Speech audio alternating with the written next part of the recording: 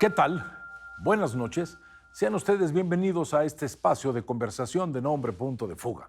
Y como siempre festejo la presencia de un gran personaje, ser humano e intelectual, el maestro Fausto Pretelín. ¿Cómo está, mi querido licenciado? Es un gusto estar con usted, maestro. Gracias por la invitación. No, al contrario, es un gusto escucharlo. Y me voy al tema que me preocupa, maestro. Durante mucho tiempo nos la pasamos hablando sobre si las universidades, qué pasa con la UNAM, que es verdaderamente un gigante que crece y que de repente duplica sus necesidades administrativas. ¿Qué pasa con las universidades particulares que dieron por un hecho que en las universidades particulares eran la garantía de una educación de alto nivel? ¿Sí? ¿Qué pasa con las universidades extranjeras? ¿A qué voy, maestro? Ha sido siempre motivo de nuestra argumentación la escuela, el colegio, la universidad. Y ahora yo quisiera que habláramos un poco sobre lo que le da sentido a una universidad.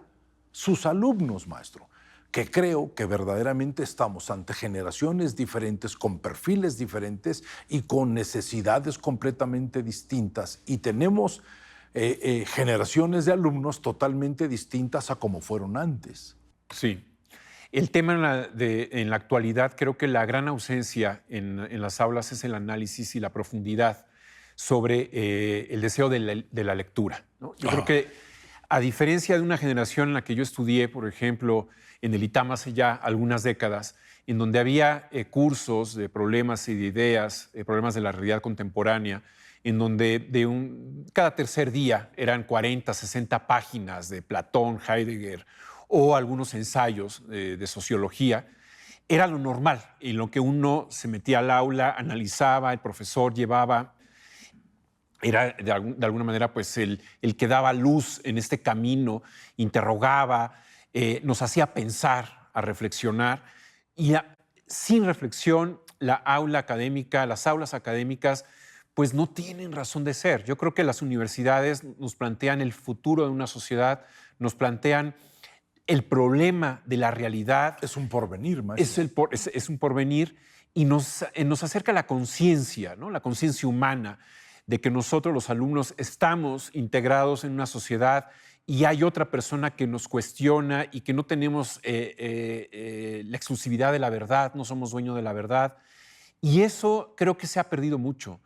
Es mucho más lineal. La confrontación en el salón de clases. Sí, la que confrontación era de las como usted ideas. y yo crecimos. Sí, y eso nos enseñaban los profesores. Yo recuerdo a un profesor del ITAM, Carlos de la Isla Veraza, emérito, ya falleció, que era un personaje lleno de luces, lleno de reflexiones, porque precisamente nos daba una probadita de cómo podemos llegar a la verdad, que no es una única verdad.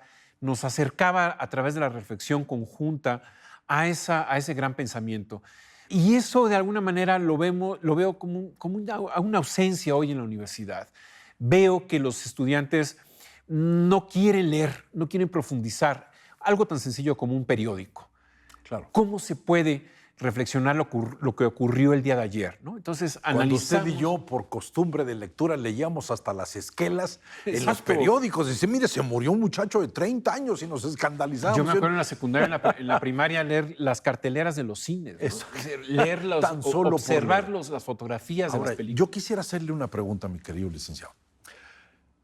Tenemos escuelas que supuestamente se están preparando para nuevas épocas y tienen que modificar sus procesos de estudio. En ese proceso de estudio, usted dice, hay que tener cuidado porque la confrontación ahora no es permitida, porque te pueden acusar de alguna manera de violencia ante lo que verdaderamente es simplemente una confrontación, escuchar una verdad ajena que te simbra. Maestro, ahora creo que tenemos concentraciones diferentes. La gente se concentra de otra manera. Sí. Capacidad de entendimiento absolutamente distinta. Analizan de otra manera. Sí. Tercero, le dan poco tiempo al espacio de sentarte y someterte a un proceso de silencio y a un gesto pacífico que es leer. Y cuarto, han perdido capacidad de conversación y de palabras. Eso no quiere decir, ¡ay, esta juventud! No, son totalmente diferentes a nosotros. Las universidades están pensando en ese tipo de perfil, de entender que están ante generaciones con otro tipo de visión humana, ¿sí? No estamos teniendo un puente donde lo que no hay es algo creativo. Sí, algunas universidades yo creo que se relegan más, que se quedan más en el pasado que en el futuro. También no pueden ser rehenes de las personas o de los métodos en donde no hay una reflexión, donde no hay lectura, donde no hay análisis. Hoy quizás muchos alumnos quieren ser profesores de los profesores. Yo entiendo que de alguna manera para un profesor es muy atractivo desenvolverse en un aula, porque también se aprende mucho de los alumnos. Pero cuando el alumno no lee y cuando de alguna manera el alumno quiere rebatirle al profesor y quiere exigirle al profesor sin lectura, sin análisis, yo creo que ese es algo muy peligroso, ¿no? Es decir, algo habla mal, algo anda mal también en nuestro sistema pedagógico, en los programas de estudio, en donde los alumnos ya no quieren, ¿no? No quieren leer a Platón, no quieren leer a Aristóteles. Maestro, en las redes sociales cualquiera puede refutar a Cicerón en 240 caracteres. Sí. Y dice, yo sí sé mucho más que él. El chat GTP y GTP o no demás, y los demás software, pues de alguna manera convierten al alumno en el gran consumidor en donde a través de esta tecnología trata de demostrar que tiene conocimientos. Pero aquí la pregunta es de raíz, ¿no? ¿Qué es el conocimiento y para qué el conocimiento? ¿Para qué las universidades? ¿Para qué las aulas? ¿Para qué la reflexión? La trampa ya no es decir esto es una fake news o estoy consumiendo algo, le estoy viendo la cara al profesor. Bueno, le estoy viendo la cara al profesor, pero también me la estoy viendo a mí mismo, ¿no? Es decir, hay una trampa hacia el propio estudiante. Steiner decía, nunca había habido tanta información y tan poco conocimiento de las cosas. Yo siempre he pensado que la educación es problema y solución, problema y solución. Esa es la gran educación hasta en la vida individual y en la vida familiar, problemas y soluciones. Usted, mi querido licenciado, tenía un espacio que se llamaba solución de problemas. Y en esa solución de problemas usted invitaba al alumno a pensar o a reflexionar. Ahora las universidades piensan que ese espacio no es necesario. Ese es algo que yo lamento mucho, que yo veo cómo se ha ido erosionando precisamente ese tipo de clases, de programas de estudio. Han ido cambiándolos, modificándolos, ¿no? Pero no por las realidades contemporáneas, que sí cambian, evidentemente, sino quizás se han hecho mucho más dogmáticas. Y ese es un gran problema. Es decir, se está coartando la libertad, ¿no? De la expresión, de la libertad de pensar, de tomar diferentes escuelas de la filosofía.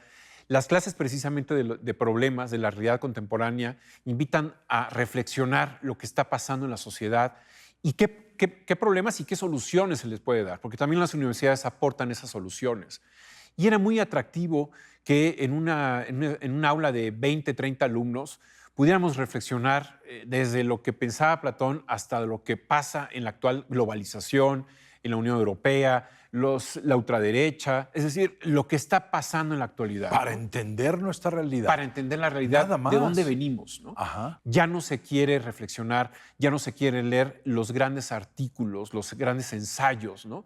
Los que tenían pies de página, en donde invitaban al alumno a ir a una bibliografía, a rescatar ese libro, a reflexionar, ir a la raíz del pensamiento, ir a la raíz de ese artículo, ensayo que está expuesto en un periódico, ¿no? Ya no se quiere.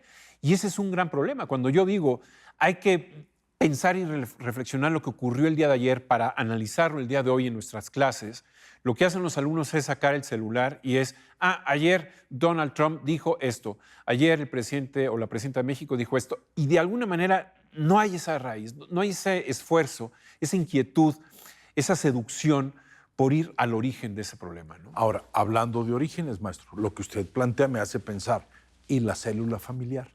En ese sentido, se ha modificado de acuerdo a que no da las posibilidades de esas bases que usted plantea, porque todo eso es por réplica. Se toma. ¿De dónde? De la célula familiar. Como decía Freud, ¿no? Infancia es destino.